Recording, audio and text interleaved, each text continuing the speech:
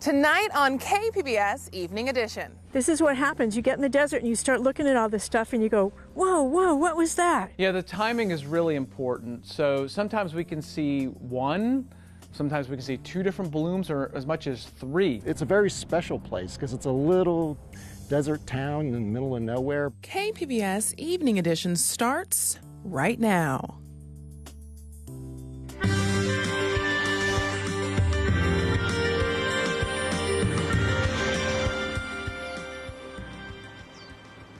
Good evening, I'm Ebony Monet. And I'm Mark Sauer. We're at Anza-Borrego Desert State Park for special coverage tonight of the beautiful blooming flowers here in the desert.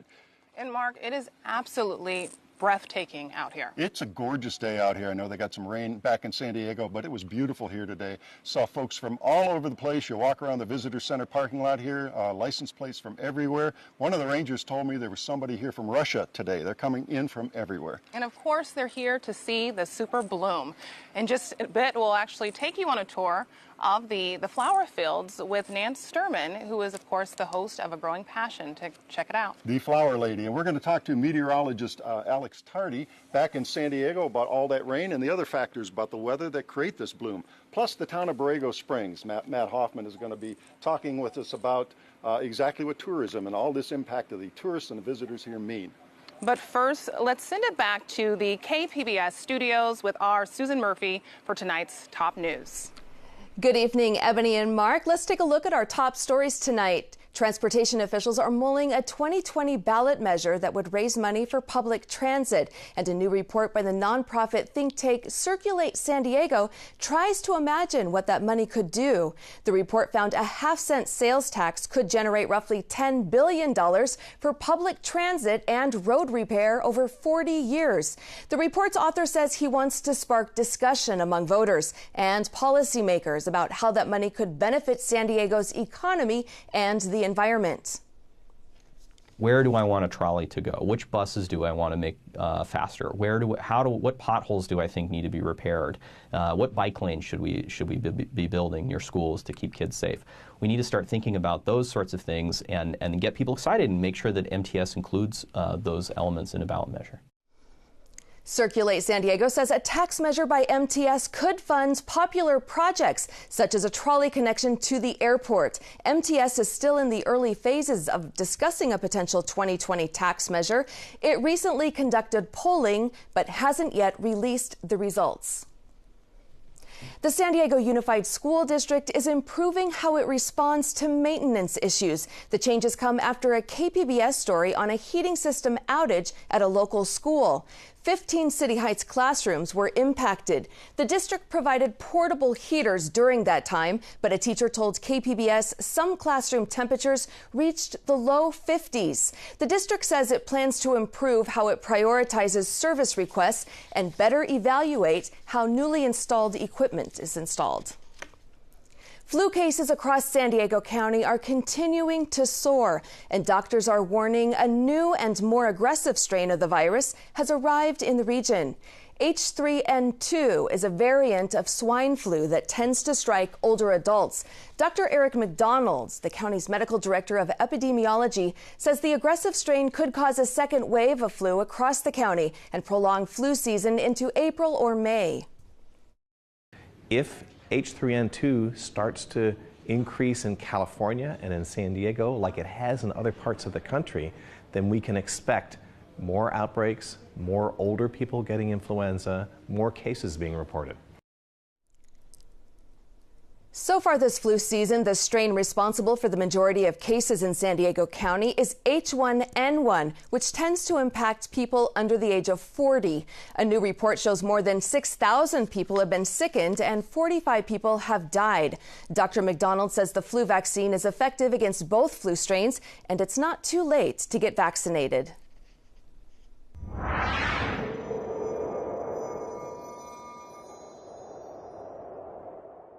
So we're here now at the Visitor Center to find out more about the plants and vegetation that make up this super bloom. And I'm joined now by Nan Sturman, the host of A Growing Passion, to find out more about these flowers especially. Right. That's why I brought my camera, got my hat. We're going to go hunt wildflowers. Let's go.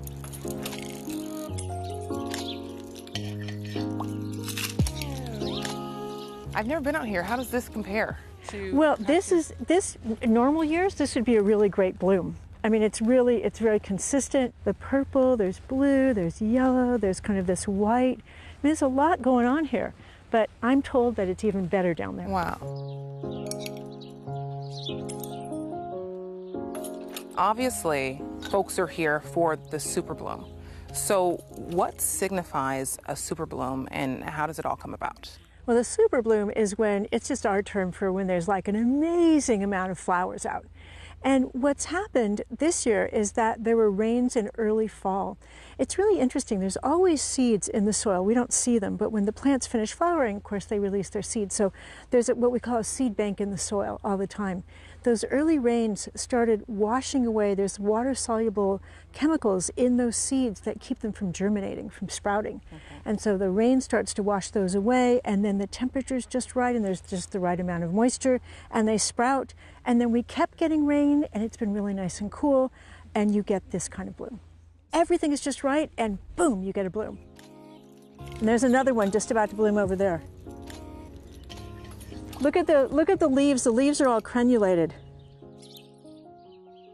Now, what would you say to someone who maybe came out here, sees these beautiful flowers, like maybe this beautiful purple one here, and got so inspired that they wanted to try to plant it in their own garden?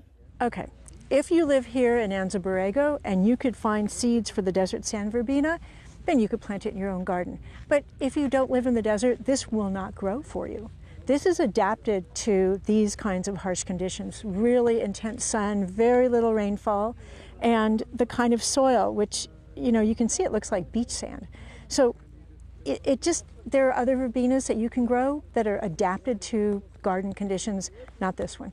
Is it difficult for other types of plants to take root and grow in this type of soil? That's a really good question. Really, all you need to do is look out here, and the plants that will grow here are growing here, and the ones that don't grow here for a reason. That's just not the right conditions for them. Nan, thank you so much for being a great guide. My first trip out here, it was an excellent experience. I'm so glad to hear that. You're going to come again, right? Definitely. So that about wraps up our flower tour.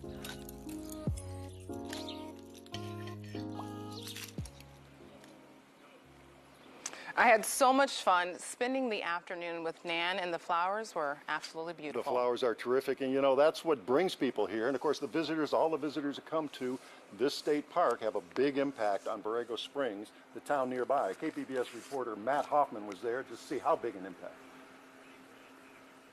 So we're going to go up, take this little dirt road that veers off of this one. Joe Raffetto is getting ready to take tourists on a tour through Anza-Borrego Desert State Park. I'm just getting up.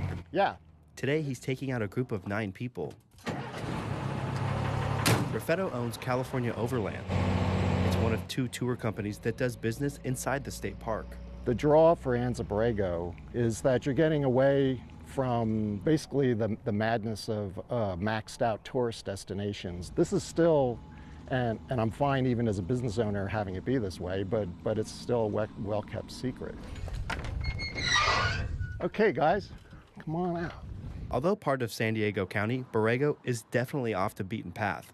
The small town is a 2-hour drive from downtown San Diego. It's a very special place because it's a little desert town in the middle of nowhere, but it sustains itself off of the people that come in to go out here. All the different reasons, not just with us, but you know, to go hiking or just to go check out the flowers or the sculptures in town, which are another draw. San Diego primarily is our source of business, and we have always been San Diego's favorite desert destination. Patrick Sampson is president of the Borrego Springs Chamber of Commerce, and he manages the La Casa del Zorro Resort. Speaking on behalf of the Chamber, 140 businesses registered in the town of Borrego Springs. The resorts, the golf courses are the predominant entities. Food and beverage, wining and dining, and the spa industry is also big here. Locally, there's 3,500 permanent residents in Borrego Springs. And then in high season, a lot of snowbird activity. Second homeowners come back to Borrego Springs, and the population grows to between 10 and 15,000. One of the biggest challenges in Borrego is businesses surviving during the off-season in summer when temperatures soar to upwards of 120 degrees. When you go from 15 to 20,000 people down to 3,500, a lot of people close. So it's an ongoing, constant promotion of the destination. Well, let's go in here. Businesses like California Overland rely on the busy season. March and April are the big months. And then, yeah, definitely summer tapers off, and that's the thing, is to build up those shoulder months for everybody in town. Raffetto says he wants to see Borrego grow, but keep its small town feel. I think the future is tourism, you know, like, and we have to like really measure it against like trying to keep out things that are the great homogenization in the rest of, you know, out in civilization. Like, you know, we had to battle some giant transmission lines, and you want to keep chain stores, I think, out of here. Borrego sits in the middle of a desert, and as you might imagine, we're facing a challenge with the water situation. There's a handful of citrus and tree farms in Borrego Springs.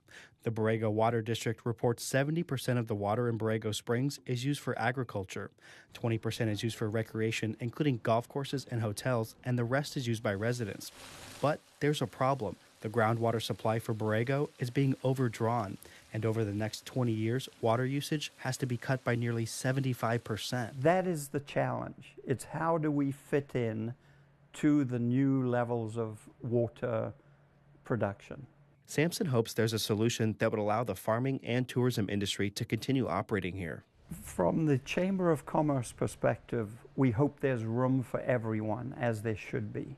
The agricultural community is the most threatened by a 70% anticipated reduction. He says if the tourism and farming industry were to leave, there would be a drastic ripple effect. But let's think of the alternative.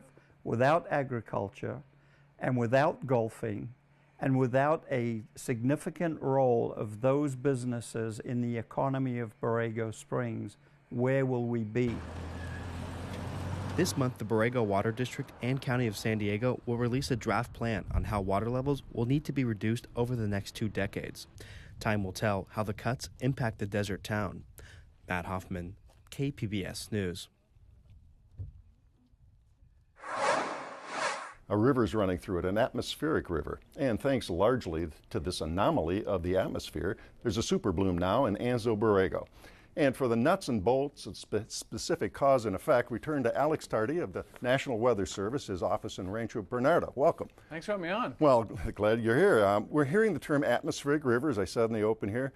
It's a lot this winter. Define what it is and how long can we expect the wet pattern to last? Yeah, so an atmospheric river is a term you're hearing a lot of. It's not really new, but what it is an abundance of moisture that comes out of the Pacific Ocean, sometimes out of the tropics, but anywhere in the Pacific. And storm systems that we get bring that moisture. We don't hear about it during the drought years much because we don't have any storms to draw that moisture up. So it's kind of a combination of the two. But really, it's like a regular river or stream. It's a flow of moisture high up in the atmosphere, 10, 20,000 feet. And when that's pointed on you, you get a lot of rain and sometimes snow too in the high terrain. And how do weeks of solid rain trigger an event like this super bloom we're seeing out in the desert? And do we need a drought to precede the rain? So the rain obviously is very important for any germination of seeds, whether it be in the desert or in your own garden.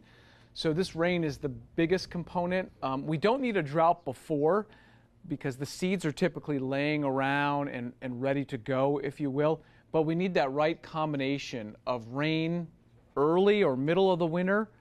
And then we need warmth conditions on top of that so that when the seeds germinate, they don't rot and they turn into flowers and start growing.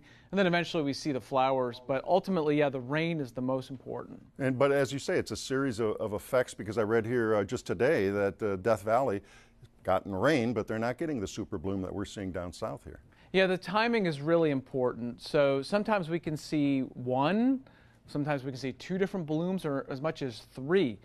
So when the rain comes in the middle of the winter, say December and January, that can really set the stage for March and April for almost a perfect bloom in the desert areas. Okay, and is there anything unique about Anza-Borrego area makes it a prime location, or is this kind of common throughout the deserts of Southern California? A lot of the deserts have it. Back in 2017, it wasn't just Anza-Borrego. We saw it through the Coachella Valley, the Mojave Valley. It was widespread, even some of the Imperial Valley.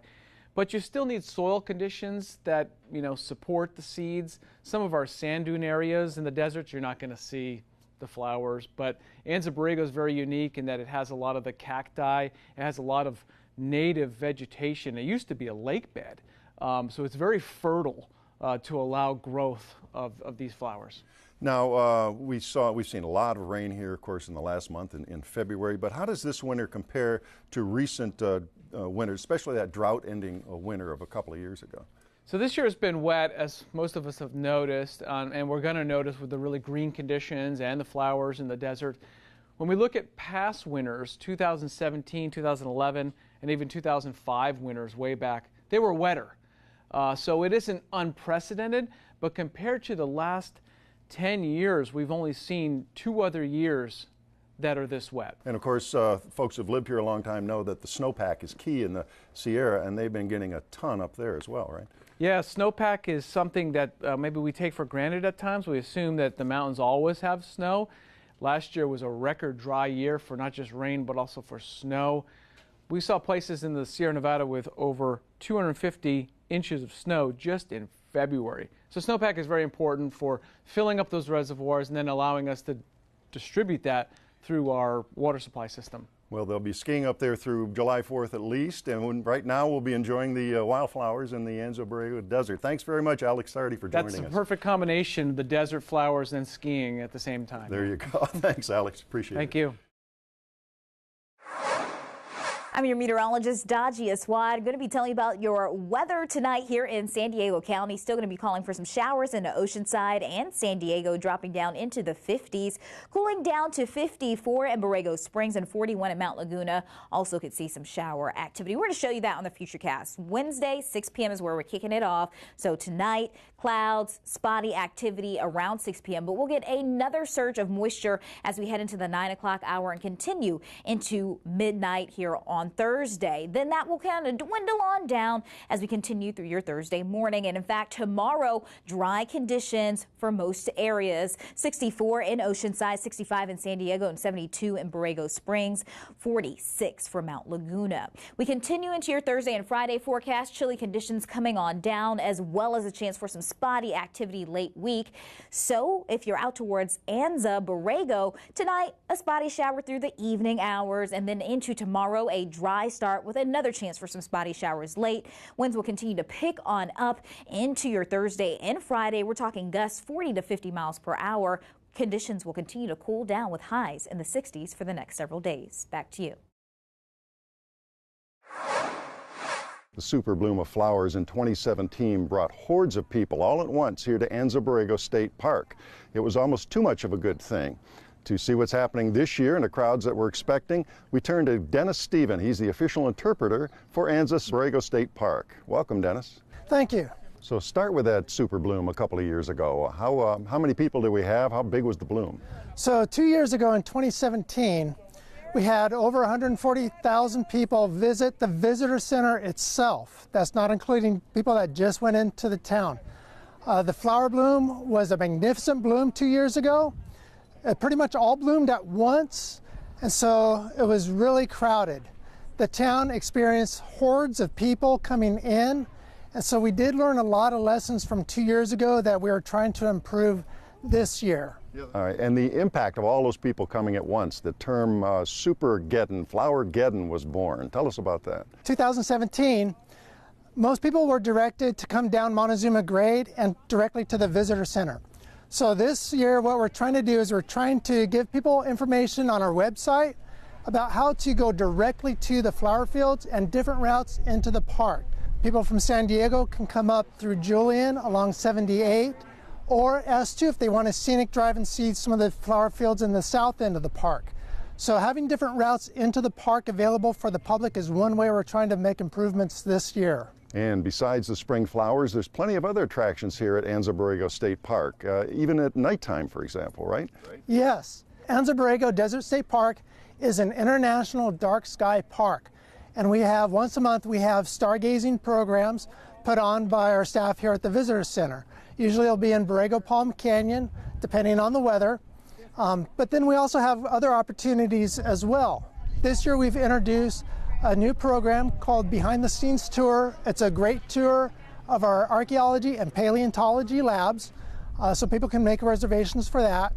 We have amazing campfire programs, guided hikes, tours, all sorts of programs for visitors to enjoy. And compare this year's bloom with that one from a couple of years ago. What's the differences? So 2 years ago, like I said, the blooms happened all at once. This year, with the weather conditions, the blooms seem to be spreading out. So we're having flower fields come up at different times, and different flowers will come up at different times as well. So we're looking at perhaps an extended season this year compared to 2 years ago, where it was pretty much all at once. All right, so we come for the wildflowers and we stay for the stargazing. I've been speaking with Dennis Stephen. He's the official interpreter here at Anza-Borrego State Park. Thanks very much, Dennis. All right, thank you. About 40 miles east of here is another big attraction. People go to the Salton Sea to see the thousands of birds that gather there. But the lake is changing, and so are the birds. KPBS environment reporter Eric Anderson explains. Water and perhaps salt are the most abundant things at the Salton Sea, but birds are not far behind.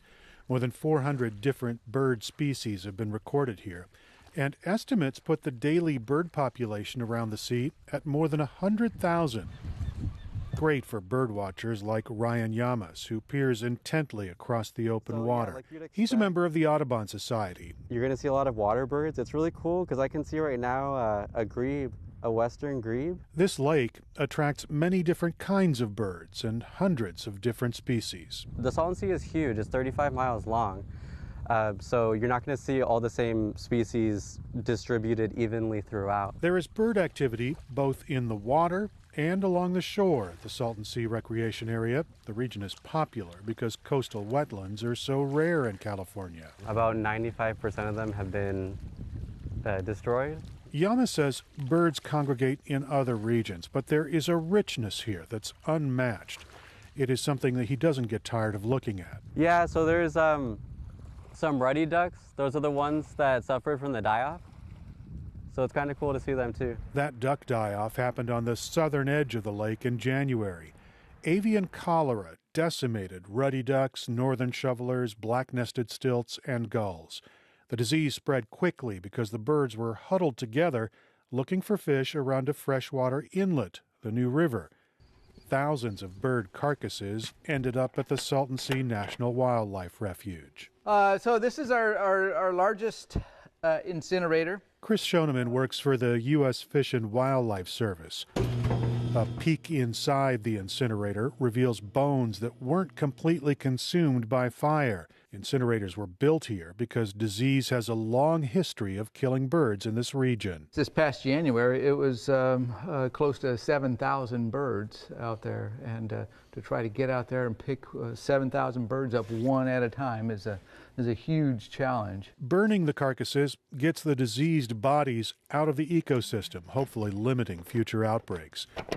But the fact that there are 2 incinerators here also says something about the changing ecosystem in the Salton Sea. As the sea changes, though, it gets saltier. It is affecting the animals that live in the sea. Most dramatically, lately we've seen a shift in the fish populations. Freshwater fish like tilapia are disappearing as the salt builds up in the water. And the changing environment is challenging and changing the bird populations. There are fewer species. White pelicans are a pretty rare sight here these days, as fish-eating birds look for other rest stops. The productivity of the Salton Sea is not what it used to be. The numbers bear that out. The estimated daily population of birds at the sea hovers around 100,000, half to a third of the numbers that used to be here as recently as a decade or so ago. But those who come to see the birds are still rewarded. Joan McCandless and Carol Olivier are watching a burrowing owl huddling in a plastic pipe on the western edge of the sea. Isn't he adorable? Oh, look, he's really moving around. The small ground nesting birds' populations are falling elsewhere, but there are about 4,000 breeding pairs around the sea. McCandless says the region rewards persistent birders. The closer you look, therefore binoculars, the more beautiful they are. And they all have different personalities, too, species to species. Biologists are tracking the birds, too. They say the health of the bird population says a lot about what's going on inside the water.